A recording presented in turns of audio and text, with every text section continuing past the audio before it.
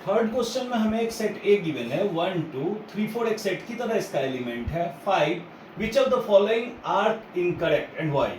ये आपका बहुत सारा कंसेप्ट क्लियर करेगा, इन्होंने सारे कंफ्यूजन इसमें डाल दिए। सबसे पहले 3 4 इज द सबसेट ऑफ ए। देखो 3 4 इज द सबसेट ऑफ ए नहीं है, क्योंकि एक इंडिविजुअल एलिमेंट है 3 4 इस ए के अंदर। दैट मीन्स ये हमारा फॉल्स है, इनकरेक्ट है। अब ये देखो 3 4 एक एलिमेंट है ए के अंदर, सेम कंफ्यूजन जो यहां क्रिएट किया जा रहा था, लेकिन ये रियल है। 3 4 एक एलिमेंट है ए के अंदर विथ अ सेट, तो इसका मतलब ये हमारा ट्रू है।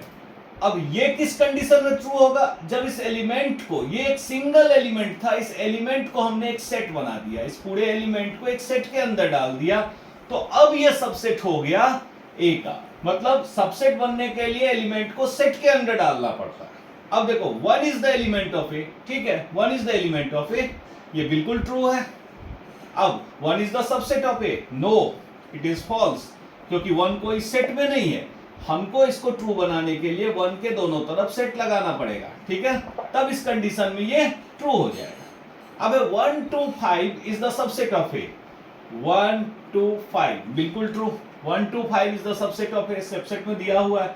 ये एक इंडिविजुअल एलिमेंट ए के अंदर नहीं है, ये अलग अलग एलिमेंट्स हैं। इसका मतलब ये जो सेट है ये पूरी तरह ए के अंदर एलिमेंट में नहीं है, इसलिए ये हमारा फॉल्स होगा, ठीक है।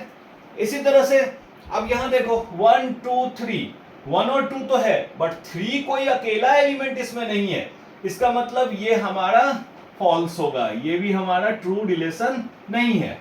अब आता है 5 is the element of A, no ये भी फॉल्स है। 5 एलिमेंट नहीं होता है, 5 is the subset of A. Her set का सबसेट जो होता है वो 5 होता है। अगर हम 5 को सेट के अंदर डाल देंगे तो ये 5 नहीं रहेगा, ये ग्रीक सिंबल का सेट हो जाएगा, तो ये अब एम्प्टी सेट नहीं है, ये ए का सबसेट नहीं होगा। दैट मीन्स ये भी हमारा फॉल्स है।